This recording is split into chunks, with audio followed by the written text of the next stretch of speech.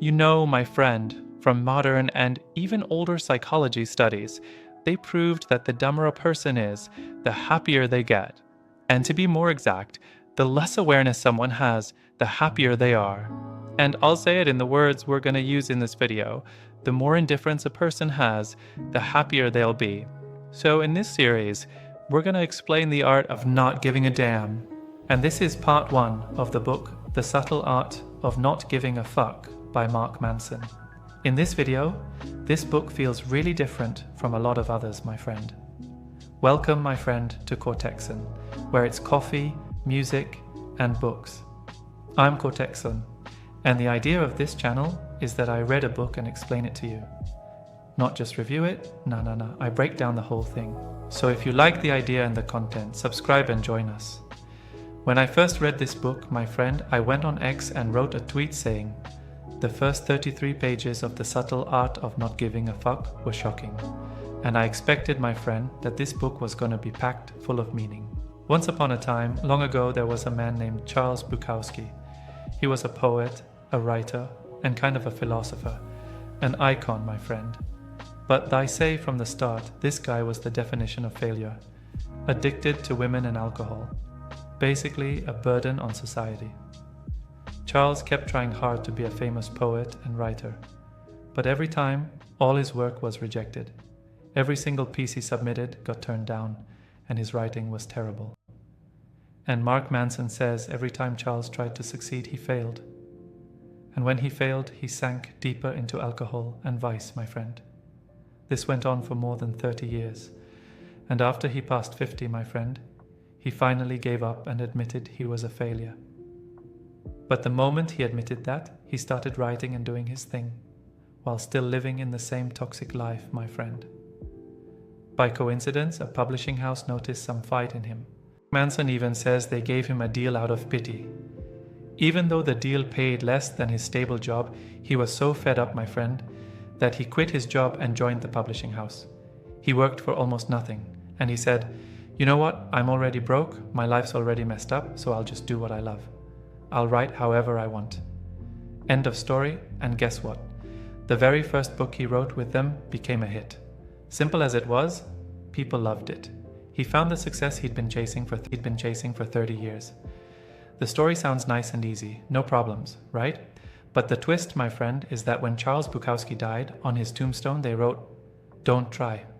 Mark Manson, who I kind of see as a philosopher, says what Bukowski meant by "don't try" was, don't try to be a successful person, don't even try to chase your dream. Imagine that, my friend.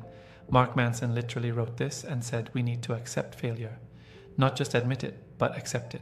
Say to yourself, I'm a failure, so why even try to be something I can't reach? Why should I try to be successful if I'll never succeed in this field, my friend? When I first read this, I hated it. I always judged too quickly, but I told myself, hold on, it can't be. There's no way Mark Manson is promoting failure. No way. So I said, okay, Cortexon, chill, keep reading. And honestly, at first I judged the book as a failure manual. But I told myself, don't say that out loud until you finish. And I kept reading, my friend, until I reached what he calls the hell loop. He started talking about a weird state of mind. I don't remember living it myself, but I'm sure a lot of people do. Let me give you a quick example, my friend. Imagine someone with a phobia of flying. They're scared of airplanes. They start thinking, why am I afraid of flying? How can I get rid of it? They dig deeper and deeper until they start worrying about their fear itself. They think, my fear of flying might cause me health problems, maybe even kill me. And that's real. Fear can actually cause death. So now they're afraid of their fear. That's when they officially enter the hell loop, a never-ending spiral. It's when you fear your fear. Or if you get angry too easily, you start thinking, oh, why do I get mad so fast? Then you get angry at yourself for being angry. That's the loop, my friend. Some people worry because they worry. They get sad because they're sad. This is one of the strangest conditions I've ever heard of, my friend. And honestly, I asked myself, what's the link between this hell loop and Charles Bukowski's story earlier? I didn't get it. Let's see.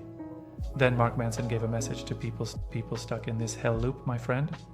He said, "If you live in this state, remember, you're normal. What you're going through is natural. In fact, it's one of the greatest blessings of being human. We're the only creature that can think about its own thoughts. That's a huge gift. So if you're in these loops, be sure you're human in every sense of the word.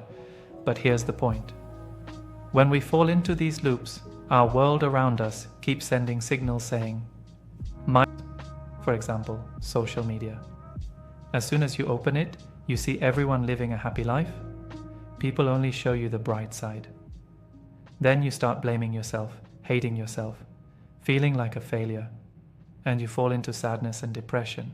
Maybe you don't notice it, but it's there and it affects what you do. By the way, this next part isn't from Mark Manson. It's something a friend once taught me, and it was powerful. Comparisons are always negative for the one making them. Why? Because you're comparing the best of someone else to the worst of yourself. That's unfair. Mark Manson says even our ancestors, when they got sad, they went through the same loop. But after a while, they bounced back and lived normally. Today though, if we face setbacks or failures, we look around and see everyone successful, happy, winning, and we punish ourselves. We stay trapped in our hell loops. We feel bad because we feel bad. We feel guilty because we feel guilty. We get mad because we're mad. We get anxious because we're anxious. So what's the solution, Mark? He says, make peace with yourself and your reality. Admit that life is full of both sides, ups and downs. Life isn't perfect, not always happy, not always successful. Life has stumbles, it has negativity, fear, sadness, guilt, regret. But our world today leans toward fake perfection, making you feel like if you're scared, sad, or failing, it's a crime, like you're not supposed to feel these things at all. That's not real. Life is both sweet and bitter. Too much positivity and perfectionism backfires. Obsessing over always being happy, always being successful, always being positive, it'll hurt you. That's why sometimes, my friend, you need not to care. You need to sit with yourself, be honest, review the things in your life you're giving too much attention to, and cut it down. Approach it with indifference. That's when I started seeing Mark Manson's writing as worth it, my friend. I started enjoying it. The picture became clear. I realized my friend Mark Manson isn't against positivity. He's against extreme positivity and perfectionism. And he's right. Chasing perfection all the time is unhealthy. The important key is to understand this idea. Some people might misunderstand and think Mark's saying, don't bother being positive, don't bother chasing goals, just be shallow and careless. No, that's not it. He's talking about people who run away from negativity, failure, stress, guilt, fear. Some people live like that. That's who he's addressing. So yeah, if you try something and fail, admit it. Don't deny, don't run from it. Live it. It's normal. If you start a project, remember, it's way more likely to fail than succeed. That's life. 90% of projects fail, only 10% make it in the first year.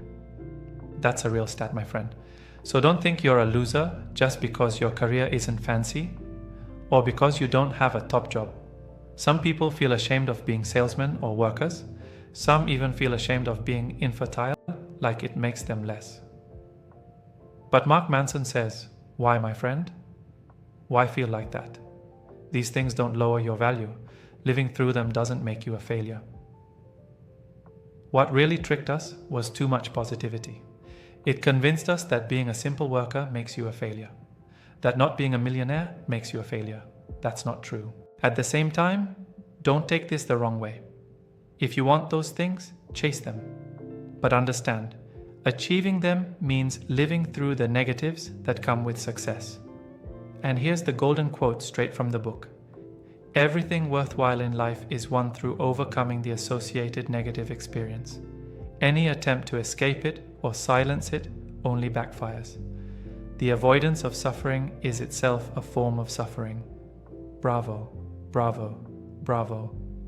And in closing this first chapter, Mark Manson wants to say, focus on what really matters. Don't waste your energy on small pointless stuff that drags you into hell loops. That was chapter 1, my friend. from the subtle art of not giving a fuck. I hope the message was valuable, and I promise the next part will be even better. If you know someone who could benefit from this, share it with them. Bring them here to join us for the rest of the series. And like I said, if you want to get the value of reading without wasting your time reading, subscribe to the channel. Thanks for listening, and thank you for your priceless time. This is Cortexon, your shortcut to smart knowledge.